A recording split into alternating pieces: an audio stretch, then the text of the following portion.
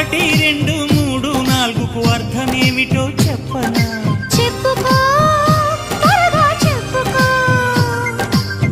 ఒకటంటే ఒకటిగా అడుగేద్దాం, అడుగేద్దాం. రెండంటే రెండు గుండెలను ముడిపెడదాం, మూడంటే మూడు ముళ్ళేసి ఆ తర్వాత నాలుగు కాలాల పాటు కలిసుందాం.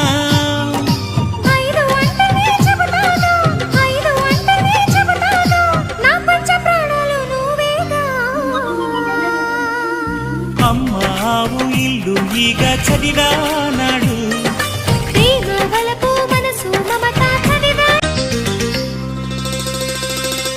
ఒకటి రెండు మూడు నాలుగుకు అర్థమేమిటో చెప్పనా?